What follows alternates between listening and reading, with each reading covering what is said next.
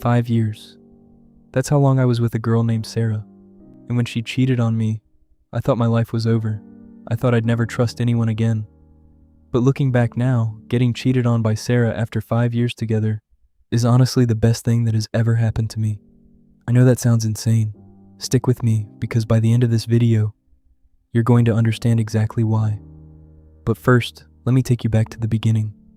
Back to when everything seemed perfect. Because you need to understand just how good it was before you understand how bad it got. I met Sarah at the start of university. She was funny, she was warm, and from the very first conversation, I felt like I'd known her forever. We started dating a few weeks later, and honestly, those first few months were something out of a movie. She'd leave little love letters in my bag before I went to class. I'd surprise her with flowers for absolutely no reason at all. We'd talk on the phone until 3 in the morning about nothing and everything. Every single day, we texted good morning and good night without fail. We told each other we loved one another within the first few months, and we meant it. People used to tell us we were the couple they wished they had. And for years, that's exactly what we were. Fast forward 5 years. We'd grown up together in a lot of ways. We'd moved in together, met each other's families, built a whole life around each other. We both had this dream of being actors, of one day making it in the industry we loved. And when Sarah landed the role of Juliet in a local production of Romeo and Juliet, I was so proud of her I could barely stand it. I helped her run lines every night. I watched her rehearse in the living room 100 times. I had no idea that this play was about to be the beginning of the end. The night of the show, I got there early. I bought her a bouquet of flowers, the biggest one they had at the shop, because I wanted her to see it the second she walked out for her beau. Her mom came with me, and we sat together in the 3rd row, so excited to watch her shine. The lights went down, the show started, and for the first hour I watched the girl I loved become someone else on that stage, and I was so proud I felt like my chest might burst. Then came the balcony scene. Romeo and Juliet's kiss. It was supposed to be a stage kiss, a fake kiss, the kind actors are trained to do, so it looks real from the audience, but nothing actually happens. I'd watched her rehearse it a dozen times, but that night, under the lights, in front of a full theater, in front of her mother sitting right next to me, that kiss didn't look fake. It didn't look staged at all. My stomach dropped. I looked over at her mom. She wasn't smiling anymore either. After the show, I found Sarah backstage, and I asked her about it as calmly as I could. She looked me dead in the eyes and told me it was nothing, that it was just acting, that I was overthinking it. I wanted to believe her. I needed to believe her. Later that night, a couple of the other cast members mentioned, almost casually, that Sarah and the guy playing Romeo had seemed close for weeks. I brought it up to her again. She denied it again. Flat out, no hesitation.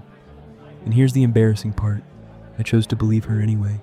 I gave her the flowers. I hugged her. I told her I was proud of her performance, and I pushed the whole thing down into a place I didn't want to look at.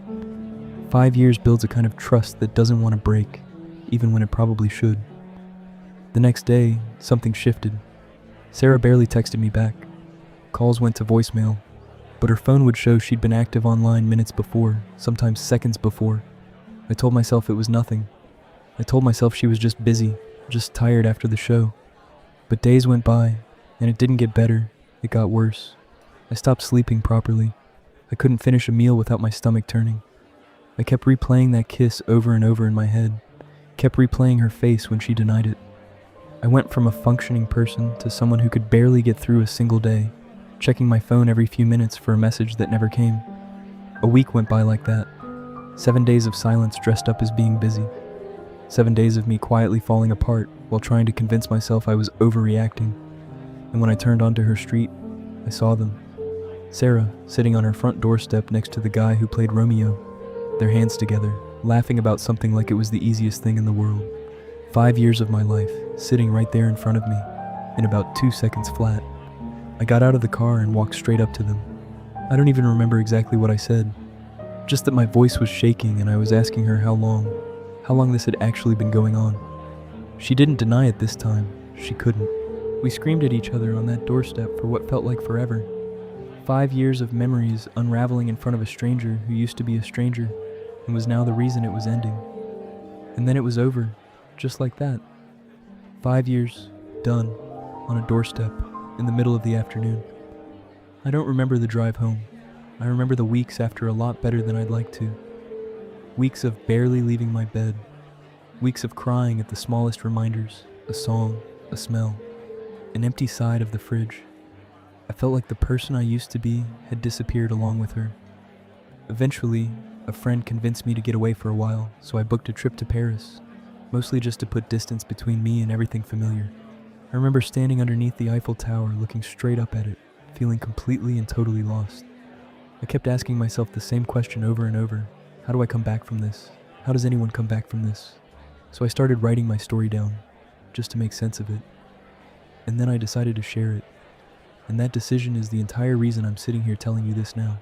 Because if my story helps even one person get through what I went through, then everything that happened to me was worth it.